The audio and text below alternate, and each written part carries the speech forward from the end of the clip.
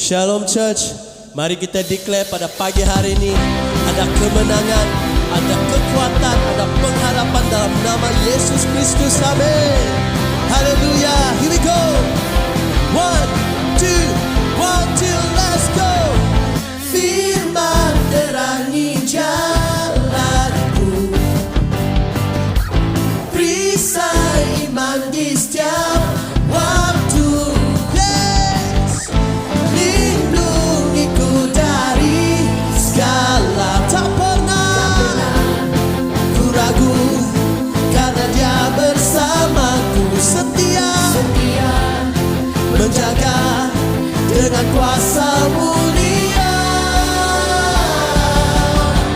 Hanya di dalam namanya Yesus, Dia sumber pengharapan di sepanjang hidupku. Hanya di dalam kuasa-Nya pasti tersedia kemenangan bagiku selama-lamanya.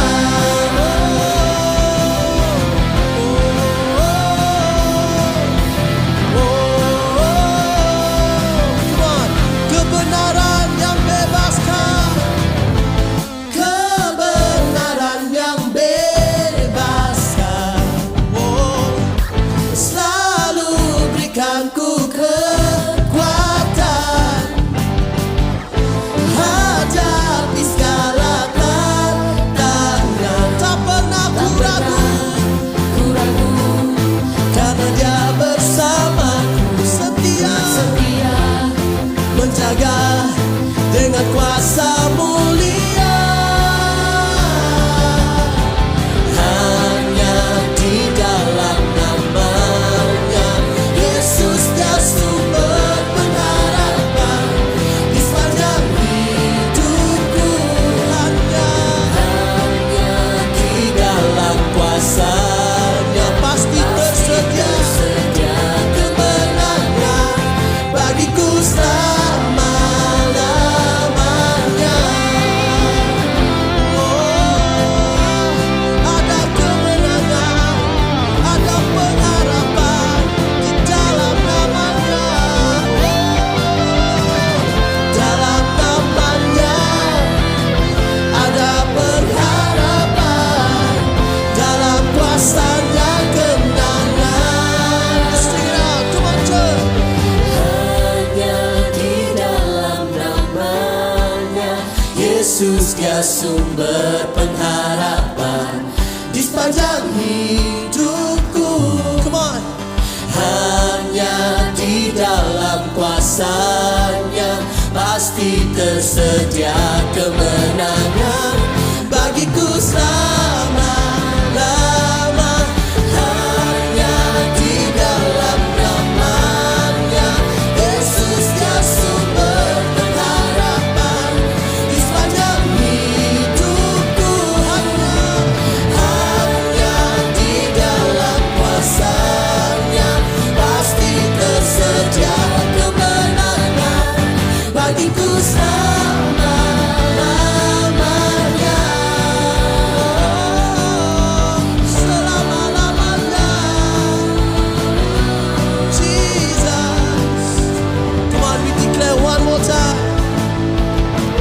Dalam namanya ada pengharapan, dalam kuasa-Nya kemenangan. All the glory, all the praise to you, Lord. Lord Jesus. Haleluya. Haleluya Tuhan. Bila kami reflect to be the doers of your words, kami mau menyerahkan hidup kami untuk memuji menyembah Engkau Tuhan. Come on. Di setiap langkahku tangan-Mu menuntun jalanku, karena Kau pelita hidupku yang selalu bersinar dalamku. Kasih-Mu sempurna, selalu baru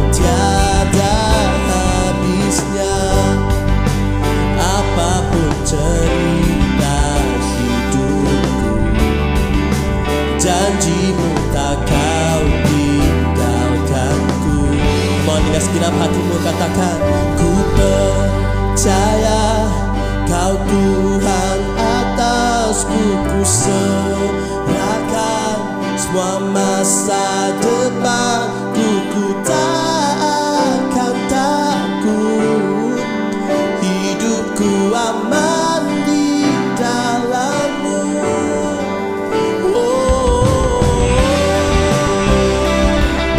Hidupku aman di dalam-Mu. Kasih-Mu sempurna, kasih-Mu sempurna, selalu baru tiada habisnya. Apapun cerita hidupku, janji-Mu tak Kau tinggalkanku. Ku percaya Kau Tuhan atasku. Ku serahkan semua masa depanku. Ku tak akan takut, hidupku aman di dalam-Mu.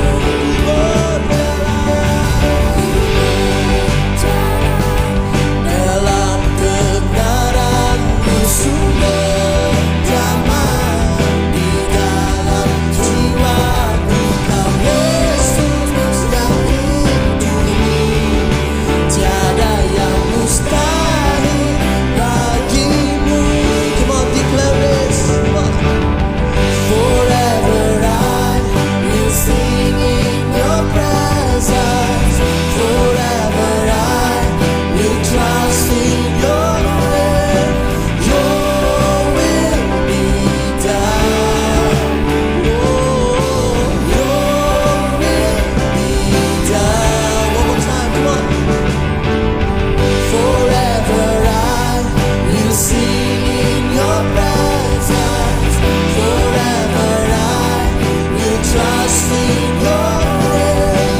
Your will be done. Your will be done. Jesus,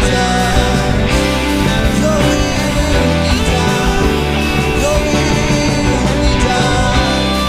Dan di segenap hidup kami Tuhan, kami mau menyatakan kebesaran-Mu, kehebatan-Mu, kasih-Mu Tuhan.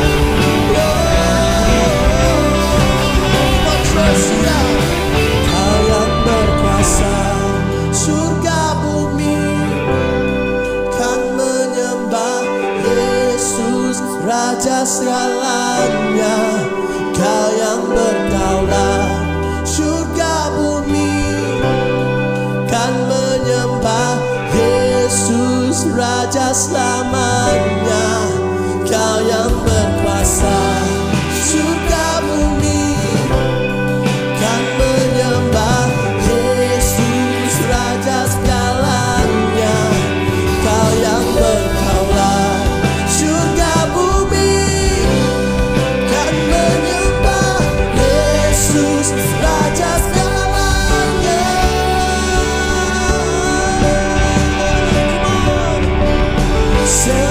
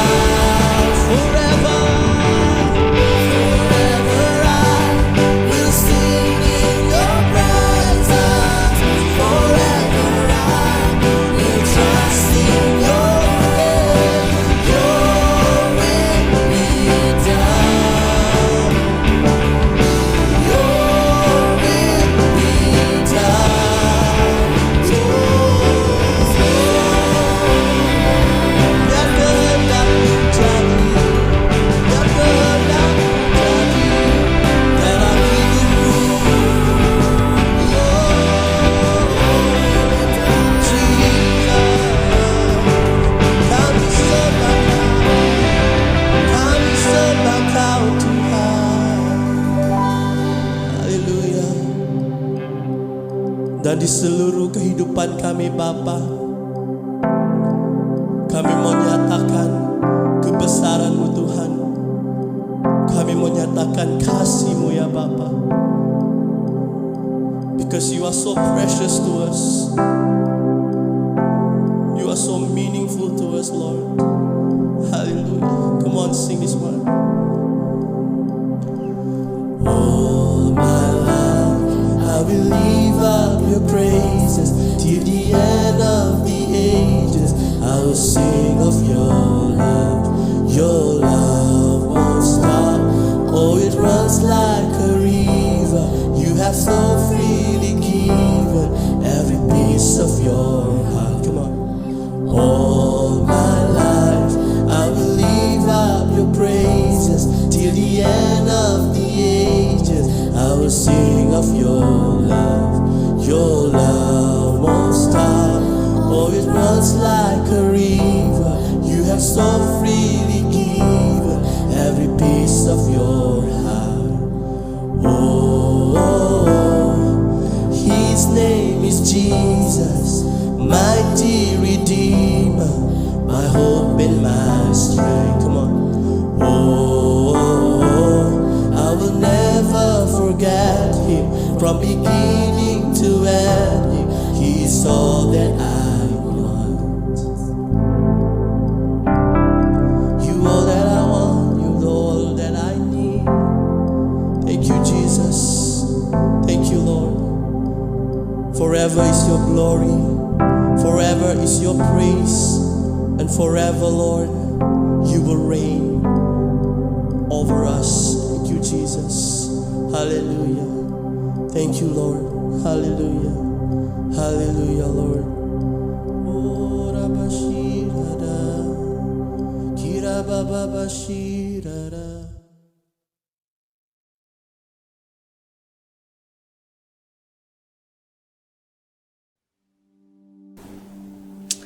Haleluya.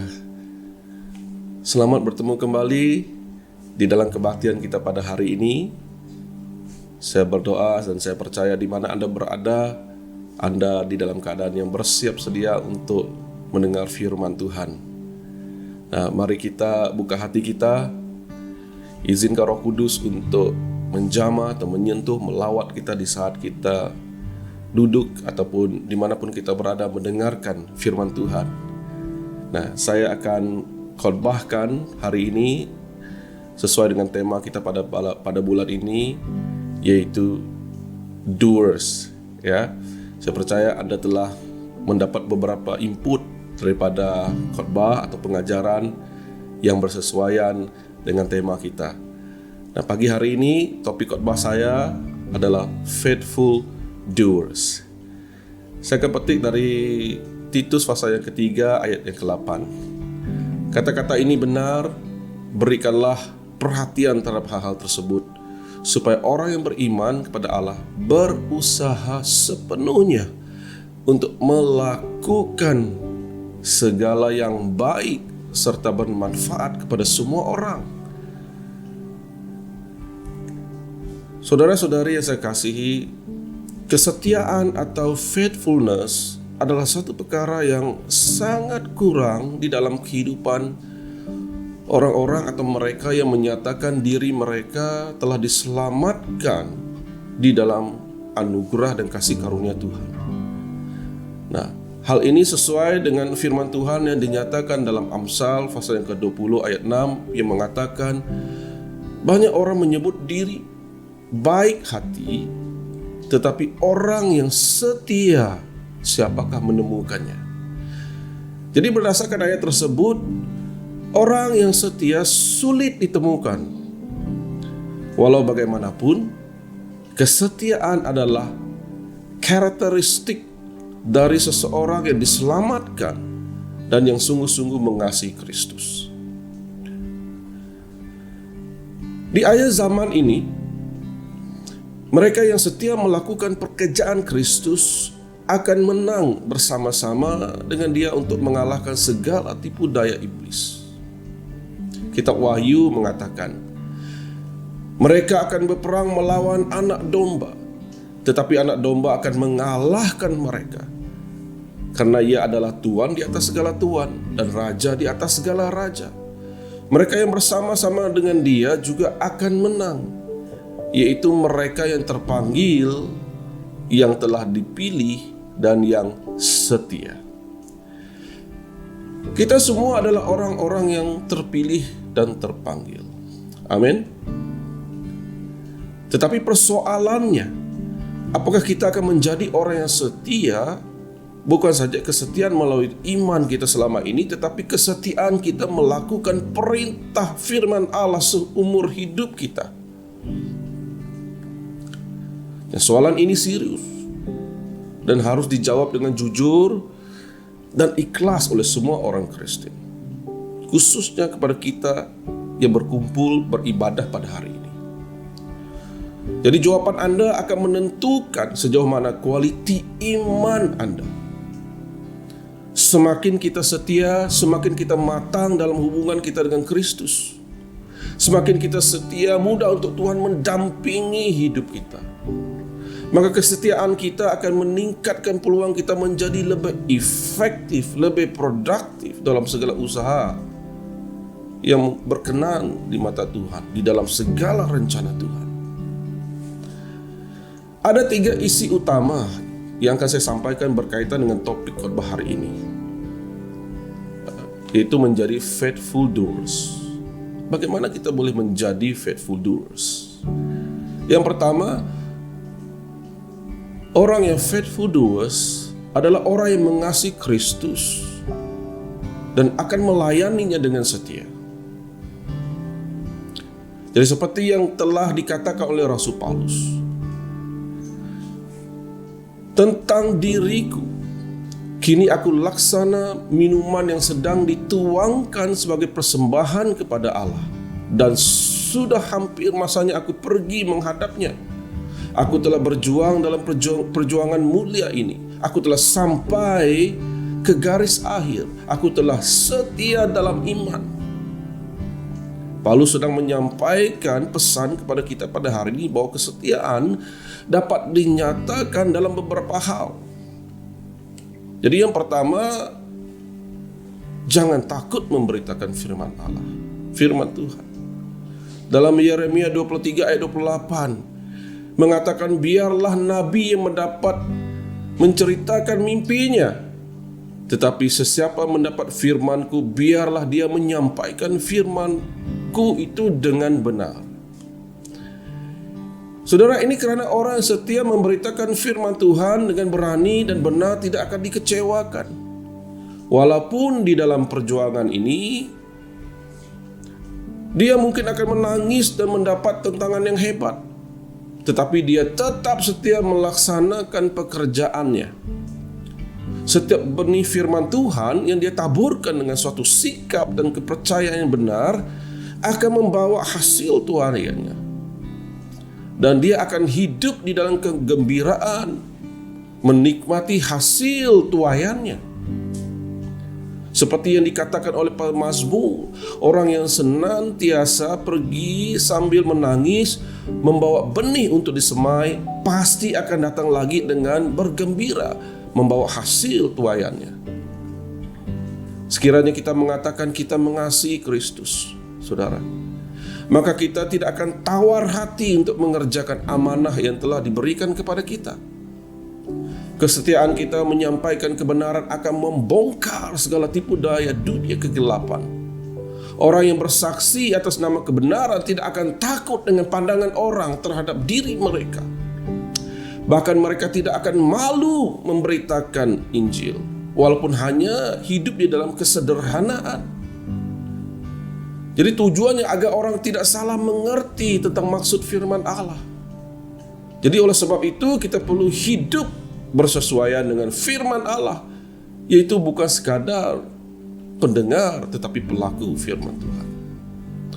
Dalam 2 Korintus 4 ayat 1 hingga 2 mengatakan, oleh itu dengan belas kasihan Allah kami mempunyai amanah pelayanan ini, maka kami tidak tawar hati. Kami menolak semua perbuatan rahasia yang memalukan Kami juga tidak melakukan tipu daya atau menyalahartikan firman Allah.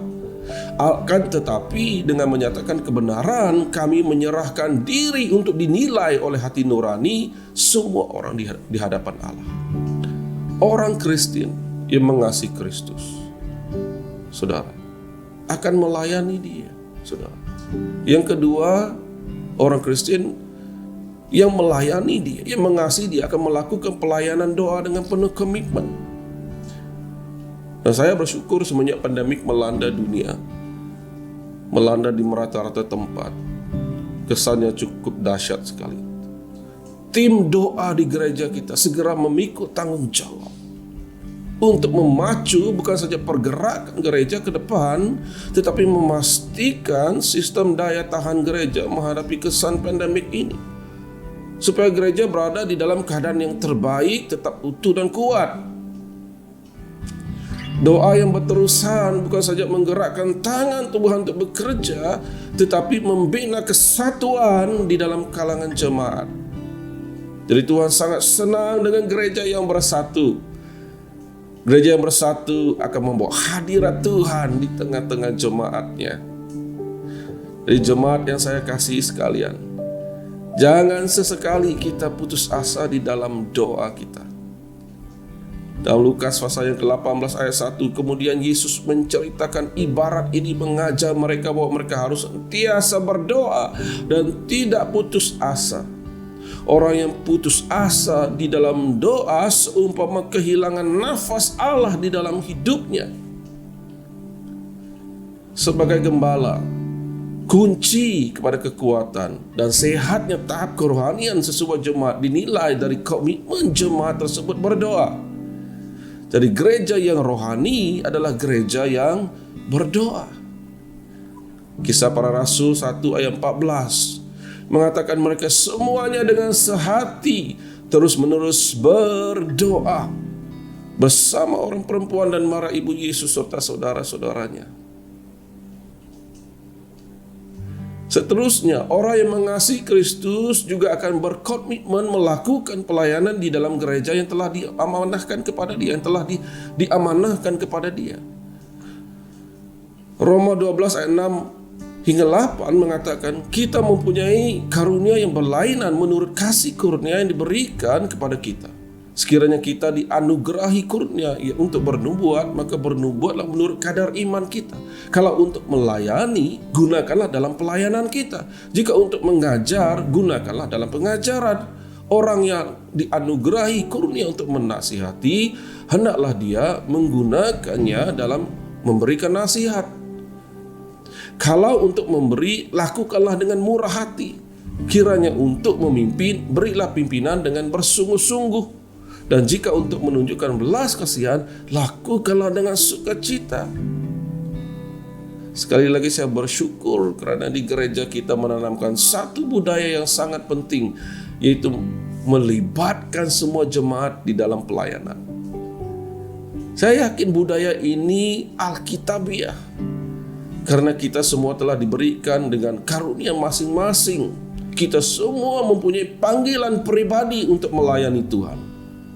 Maka oleh karena budaya ini, kita sampai ke hari ini dapat memajukan gereja.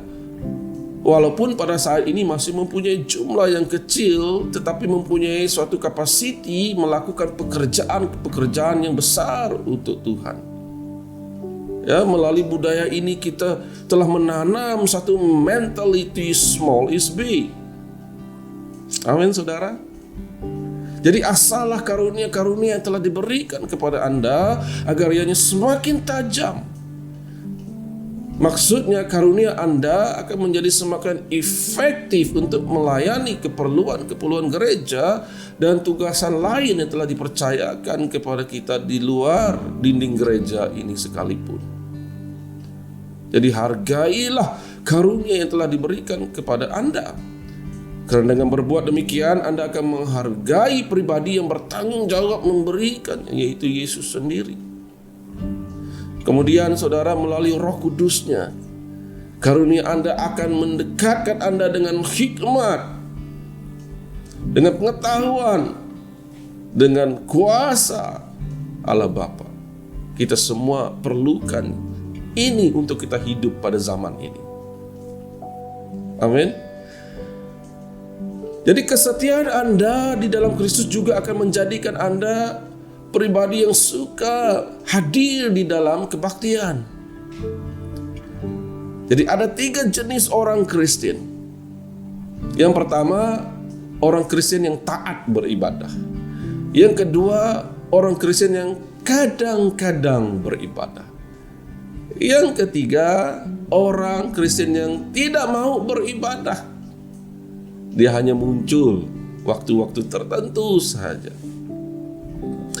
Yang mana satu kategori Anda? Diharap Anda dapat memilih kategori yang betul. Dari Kisah Para Rasul, pasal yang kedua ayat 1 mengatakan, apabila tiba hari Pentakosta, mereka semuanya bersama-sama di suatu tempat. Dan kita lihat juga di dalam Ibrani, pasal yang ke-10 ayat ke-25. Janganlah kita menjauhkan diri dari pertemuan ibadah kita, seperti dibiasakan oleh beberapa orang, tetapi marilah kita saling menasihati dan semakin giat melakukannya menjelang hari Tuhan yang mendekat. Semakin kita berada di hari Tuhan yang semakin dekat, di akhir zaman ini, seharusnya kita harus semakin giat untuk beribadah. Jadi contoh jemaat gereja mula-mula adalah mereka yang suka berkumpul di suatu tempat untuk beribadah. Karena motivasi mereka berkumpul pada waktu tersebut, mereka tahu bahwa Tuhan akan datang untuk kedua kalinya. Mereka tak sabar-sabar untuk bertemu dengan Tuhan. Mereka berkumpul pada perayaan ibadah yang besar seperti hari Pentakosta. Mereka juga berkumpul di rumah-rumah untuk beribadah pada hari-hari lain. Dan bukan hanya terikat hanya sekadar hari Minggu saja. Maksudnya, di mana ada kesempatan untuk mengadakan ibadah, mereka akan menghadirinya bersama-samanya. Itulah sebuah gereja. Jadi kerinduan beribadah seperti inilah menjadi asas kenapa gereja pada masa tersebut terus bertambah dengan jiwa yang diselamatkan. Kemudian mereka disukai semua orang dan terjadinya ledakan penginjilan, misi serta penanaman gereja di selatan dunia yang bermula di Yerusalem pada ketika itu, saudara. 2000 tahun yang lalu telah terjadi, hinggalah ke hari ini masih berlaku. Jadi kalau Anda adalah seorang doers yang faithful, Anda pasti tidak akan gagal beribadah setiap minggu. Ini karena ibadah bukan suatu pilihan, tetapi suatu perintah. Karena ianya membawa kebaikan kepada kita, hubungan kita dengan Tuhan dan hubungan kita bersama-sama. Itu perhubungan secara vertikal dan hubungan secara horizontal, saudara. Jadi yang taat, setia dan berkomitmen di dalam ibadah mereka pasti akan diberkati hidupnya, saudara. Jadi saya ulangi sekali lagi, orang yang mengasihi Kristus adalah orang yang setia melayaninya di dalam memberitakan firman Tuhan tanpa takut. Kemudian orang yang berkomitmen berdoa. Kemudian mereka ini adalah orang yang bertanggung jawab dengan tugas pelayanan dan setia menghadiri kebaktian atau ibadah. Kehausan mereka terletak di dalam ibadah mereka. Jadi pertanyaan untuk kita renungkan secara pribadi, sudahkah kita bersungguh-sungguh mengasihi Tuhan melalui kesetiaan kita melayaninya? Kalau sudah dan sedang di dalam proses, puji Tuhan, amin, saudara. Tetapi sekiranya belum, saudara, masih belum terlambat untuk memulainya. Inilah waktunya. Isi kedua daripada khotbah saya pada hari ini ialah teladan. Teladan Anda akan menjadi pendorong kepada kesetiaan orang lain. Di sini saya akan mengambil beberapa role model dari Alkitab sebagai teladan bagi kita semua. Jadi kiranya melalui teladan mereka, hidup Anda juga akan menjadi teladan dan menjadi faktor yang mencetus kesetiaan dalam hidup orang lain. Jadi role model yang pertama yang ingin saya sampaikan ialah Rasul Paulus.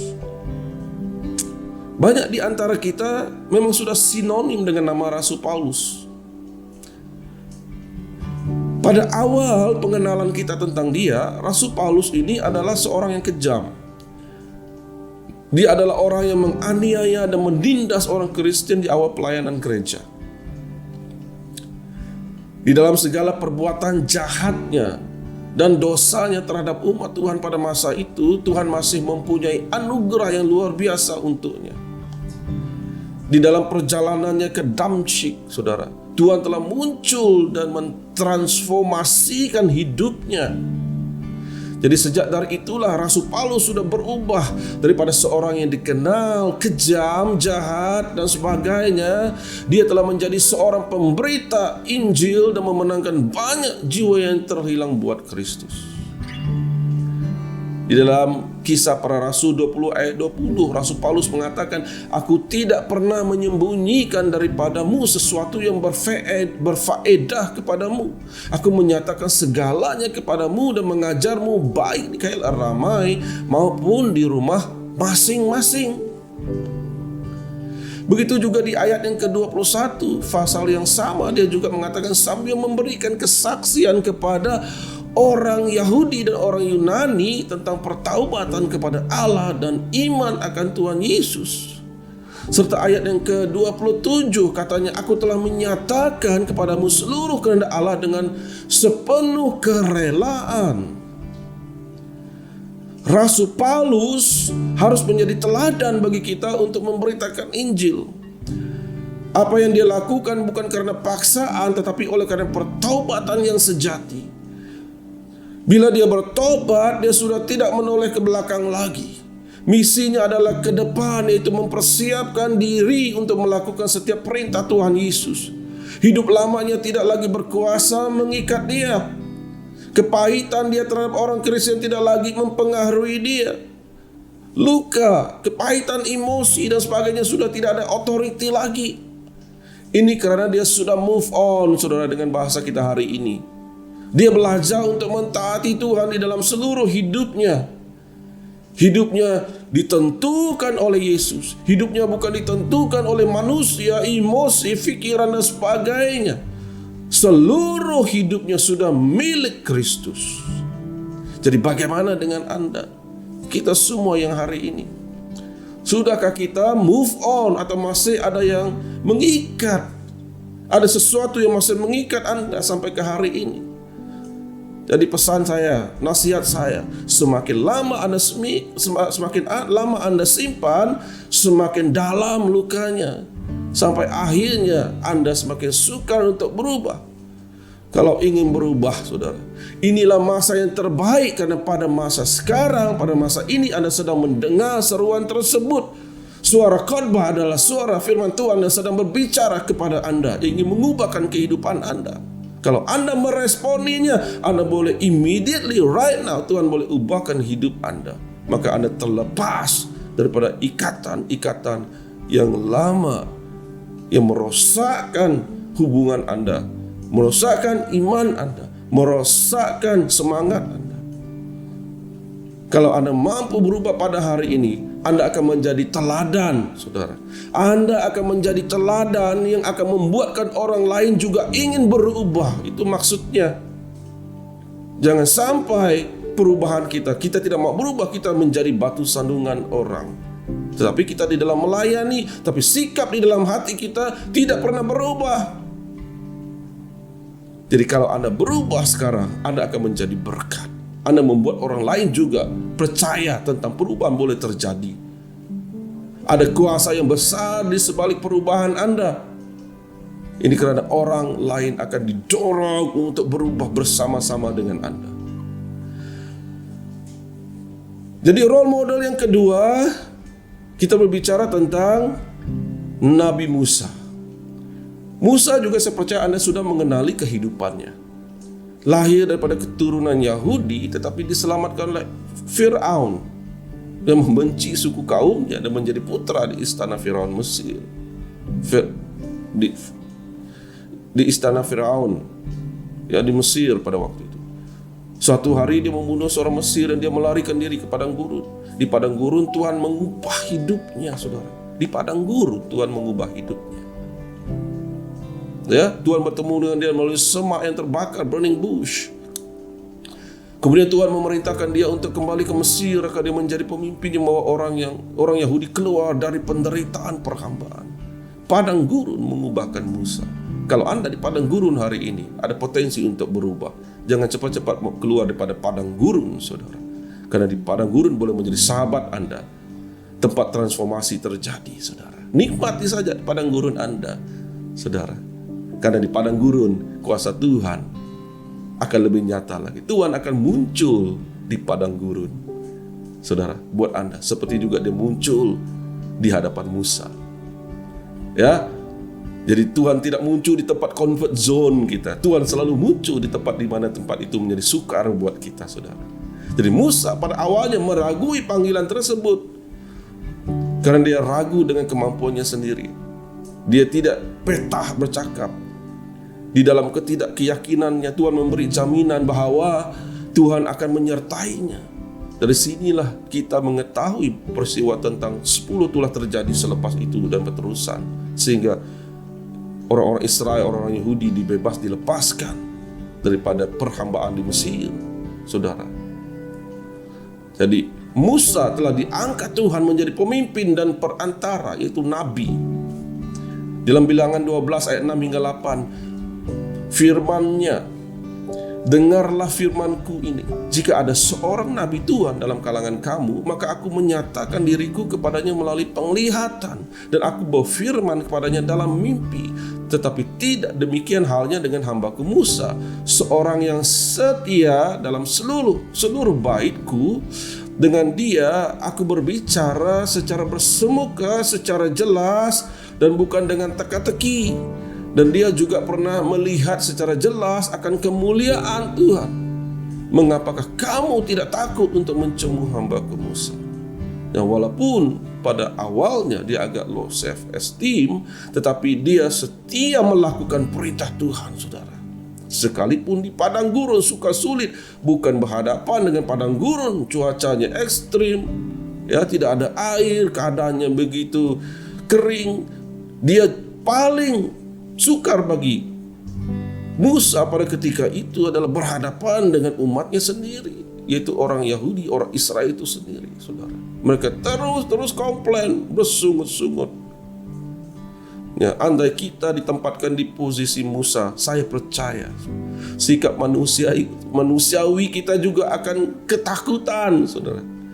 Tetapi demi umat yang dia kasihi, Musa perlu berani kembali, yang berkemungkinan akan menjadi tempat kematiannya. Dia perlu kembali ke Mesir. Dia boleh saja mengatakan, Tuhan, antara orang lain saya tidak mau pergi. Tapi dia berani kembali ke Mesir. Dia tahu kalau dia kembali ke Mesir, nyawa dia juga di ujung tanduk, saudara. Tapi dia pergi demi untuk umatnya. Jadi pada masa yang sama, dia bukan saja menghadapi ancaman, seperti saya katakan tadi, daripada Firaun di Mesir, itu belum keluar lagi daripada Mesir, tetapi juga dari bangsanya sendiri, yaitu orang-orang Yahudi. Ya, jadi role model yang kita pelajari setakat ini ada 2, Rasul Paulus, dan yang kedua Musa. Seterusnya yang ketiga ialah Timotius. Jadi Timotius ini adalah anak murid ataupun anak rohani Paulus yang masih sangat muda. Dia merasakan tidak layak untuk memegang satu posisi yang besar, itu menjadi seorang senior pastor kepada sebuah gereja yang sudah di-establish. Karena pada waktu itu Paulus sudah tidak dapat karena dia sedang dipenjarakan. Namun dia setia kepada tugas yang diberikan kepadanya, walaupun dia merasakan dirinya masih begitu muda. Dalam 1 Korintus 4 ayat 17 mengatakan, bagi tujuan itu aku mengutus Timotius, anakku yang dikasihi dan setia dalam Tuhan. Dia akan mengingatkan kamu tentang jalan hidup yang kuikut dalam Kristus Yesus. Itu jalan hidup yang telah kuajarkan kepada jemaat di serata tempat. Masih ramai di antara kita yang masih muda di gereja ini. Puji Tuhan, haleluya. pastinya akan lebih ramai anak-anak muda yang akan diangkat oleh Tuhan untuk memegang pelbagai posisi pelayanan di masa-masa akan datang. Haleluya. I'm so excited untuk melihat Anda menjadi pemimpin-pemimpin yang akan diangkat oleh Tuhan. Nah, hari ini Anda sedang dipercayakan untuk memimpin sesuatu jabatan pelayanan. Belajarlah setia seperti Timotius, walaupun mungkin itu pekerjaan yang kecil, tugas yang kecil. Jangan tunggu tugas yang besar baru kita mau excited dari tugas yang kecil. Kita sudah setia melakukannya. Teladan yang Timotius tunjukkan harus menjadi penggerak Anda untuk mengembangkan pelayanan Anda. Selama saya menjalankan tanggung jawab saya untuk melantik mana-mana anak muda memikul pelayanan, saya sering mendengar persoalan mereka. Jadi ramai mereka merasakan tidak layak dan tidak ready. Saya tahu pergumulan Anda. Ini semua adalah suatu reaksi manusia yang normal, seperti Timotius, saudara. Seperti juga yang berlaku kepada Musa. Tetapi saya percaya kesetiaan Timotius banyak didorong oleh Paulus sendiri. Justru Timotius berusaha menjadi contoh kepada anak-anak muda bahwa dia bukan saja boleh memikul tanggung jawab tersebut, tetapi dia setia melaksanakannya. Pertanyaan besar sekali lagi untuk kita di poin yang nomor 2 ini ialah, apakah hidup Anda sudah menjadi teladan yang menggalakkan orang lain untuk menjadi faithful doer of God's command? Jadi kita telah belajar dari 3 role model tersebut. Mereka adalah orang yang sudah lama meninggalkan dunia ini. Mereka sudah tidak ada di dunia ini, saudara. Tetapi kesetiaan mereka telah menjadi teladan bagi banyak orang hingga ke hari ini. Mereka telah meninggalkan legasi yang begitu panjang dari generasi ke generasi dan masih lagi berterusan impact-nya. Impact kesetiaan mereka hari ini, bahkan saya percaya di masa-masa depan. Jadi marilah kita belajar setia mulai sekarang, karena impact-nya akan meninggalkan teladan yang berpanjangan untuk generasi-generasi yang akan mendatang. Jadi 2 poin besar sudah saya sampaikan, yaitu pertama tadi ialah, saudara, orang yang mengasihi Kristus akan melayaninya dengan setia. Yang kedua, teladan Anda akan menjadi pendorong kepada kesetiaan orang lain. Isi utama yang terakhir dari khotbah saya pada hari ini berkaitan dengan topik faithful doers ini ialah orang yang setia akan mendapat upah. Wow, luar biasa. Jadi Alkitab mengajar kita agar kita hidup setia sampai akhir. Untuk kita setia mengikuti Tuhan sampai akhir bukan sesuatu yang mudah, saya tahu itu. Iblis akan selalu coba untuk menjatuhkan kita. Sebab itulah kesetiaan harus dipelihara sampai mati. Ini karena siapa yang setia akan mendapat upahnya. Jadi apakah upah kesetiaan tersebut? Di dalam kitab Wahyu 2 ayat 10 mengatakan, janganlah takut terhadap apa yang akan kamu deritai kelak. Ketahuilah iblis akan menghumbankan sebilangan daripadamu ke dalam penjara untuk mengujimu. Kamu akan menanggung kesengsaraan selama 10 hari. Setialah sampai mati, maka aku akan menganugerahimu mahkota hidup sebagai ganjaran kemenangan. Di orang yang setia sampai akhir dianggap sebagai pemenang. Dan seorang pemenang semestinya akan mendapat ganjaran daripada Tuhannya. Kita bersyukur kepada Tuhan Yesus karena Dia akan menganugerahi kita dengan mahkota kehidupan. Dia akan memberikan hidup yang kekal bersama dengan Dia buat selama-lamanya. Hidup bersama dengan Tuhan Yesus di dalam kekekalan harus menjadi motivasi atau tujuan akhir hidup kita di dunia ini. Jangan mengalah atau mudah ditipu oleh iblis melalui godaan-godaannya di dunia ini, saudara. Ingatlah, di dunia ini tidak ada yang kekal. Semuanya hanya bersifat sementara sahaja. Jadi gunakanlah segala apa yang kamu miliki dan segala apa yang kamu capai untuk memuliakan Tuhan. Jadilah pengurus yang baik dalam mengurus segala kepunyaan Tuhan. Apakah kepunyaan Tuhan? Ya sudah semestinya hidup kita sendiri adalah milik Tuhan. Pikiran kita milik Tuhan, harta dan uang kita milik Tuhan, pangkat kita juga milik Tuhan, nafas dan umur kita milik Tuhan, tubuh dan kesehatan kita milik Tuhan, masa lalu dan masa depan kita juga milik Tuhan dan sebagainya. Jadi semuanya adalah milik Tuhan. Sebutir habuk pun bukan milik kita, saudara. Tidak ada suatu pun di dunia ini menjadi milik kita. Kita hanya pengurus yang diamanahkan untuk mengurus segala milik Tuhan. Kalau kita setia melakukannya, hidup kita akan diberkati dan akan mendapat upah yang setimpal seperti yang dijanjikan oleh Tuhan. Saudara-saudari yang saya kasih dalam Yesus Kristus, kesetiaan Anda melakukan pekerjaan Tuhan akan menghasilkan upah, mahkota kehidupan. Lukas 12 ayat 42-44 mengatakan, Tuhan menjawab, siapakah hamba yang setia dan bijaksana? Dialah yang diamanahkan oleh tuannya untuk mengurus rumah tangganya dan memberikan makanan kepada hamba-hamba yang lain pada waktunya. Diberkatilah hamba itu jika dia didapati menjalankan tugas pada waktu tuannya kembali. Sesungguhnya aku berkata kepadamu, tuan itu akan mengamanahkan segala harta bendanya kepada hamba itu. Wow, luar biasa. Jadi oleh karena kesetiaan kita, Tuhan akan memberkati kita dengan berlimpah dan selalu cukup. Tuhan tidak akan membiarkan kita tidak cukup makan dan tanpa pakaian. Tuhan tidak akan membiarkan kita tanpa tempat berteduh dan tanpa masa depan. Tetapi sebaliknya, ketidaksetiaan akan menyebabkan kita kehilangan upah, saudara. Jadi Lukas 12, 45, 46 sambung lagi dikatakan ini, tetapi jika hamba itu berfikir dalam hatinya, Tuhan akan pulang lambat, lalu dia mula memukul hamba-hamba lelaki dan perempuan dan makan minum sehingga mabuk. Kemudian Tuhan hamba itu kembali pada hari yang tidak disangkanya dan pada waktu yang tidak diketahuinya, dia akan membunuh hamba itu dan menempatkannya bersama orang yang tidak setia. Wah, itu ngeri sekali. Nah, bila kita tidak setia melakukan apa yang sepatutnya kita lakukan sesuai dengan ajaran Alkitab, kita sebenarnya sedang mempersulitkan lagi kehidupan kita. Kenapa hidup kita menjadi semakin sulit, saudara? Renungkan pada hari ini. Bukankah seharusnya menjadi lebih baik? Kita mungkin berpikir bahwa kita orang yang rajin, pandai, berpengalaman, berpengaruh, mempunyai uang, harta dan sebagainya. Kita anggap kita mempunyai kelebihan daripada semua orang. Tetapi seandainya kita hilang kepercayaan dari Tuhan dalam hidup kita, berarti Tuhan akan memalingkan wajahnya dari kita dan mencari orang lain untuk melakukan pekerjaannya. Bukankah hal itu merugikan kita? Bukankah hal itu akan merumitkan kita? Maukah Anda rugi, saudara?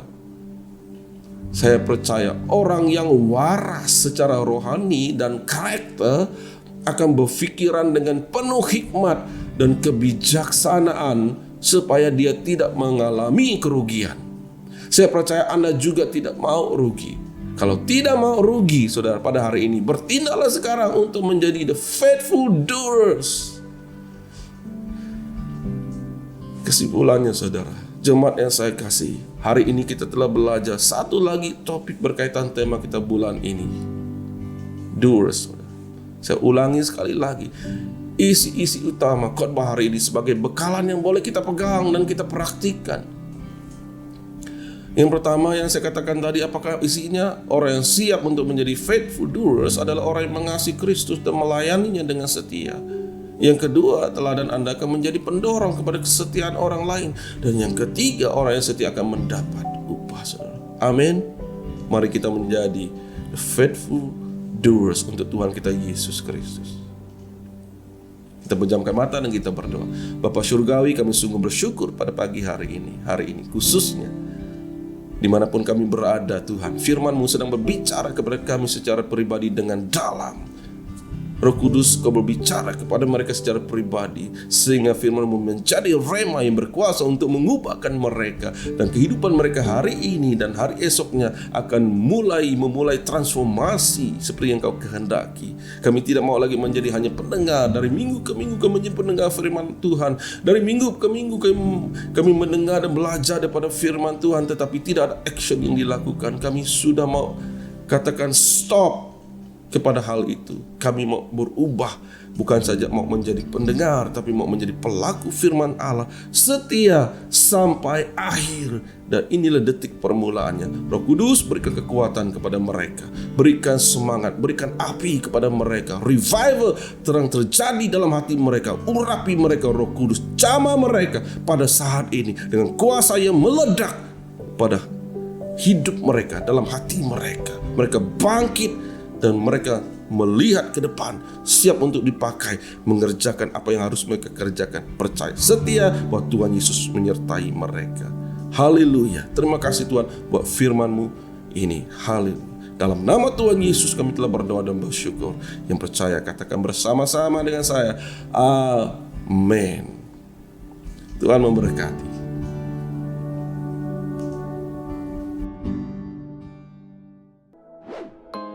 Haleluya, selesai sudah ibadah online kita pada minggu ini. Kita ada beberapa highlights. Yang pertama ialah Jom Pray Together yang akan diadakan pada setiap hari Rabu pada pukul 8 malam. Link boleh didapatkan daripada leader gereja masing-masing. Yang kedua ialah Tithes and Offering. Anda boleh salurkan persembahan anda secara online transfer ke akaun yang tertera di skrin anda pada saat ini. Jangan lupa untuk kongsikan resip transaksi kepada bendahari gereja cabang masing-masing. Itu sahaja highlight untuk minggu ini. Terima kasih, Tuhan memberkati. Stay home, stay safe. Jumpa lagi minggu hadapan.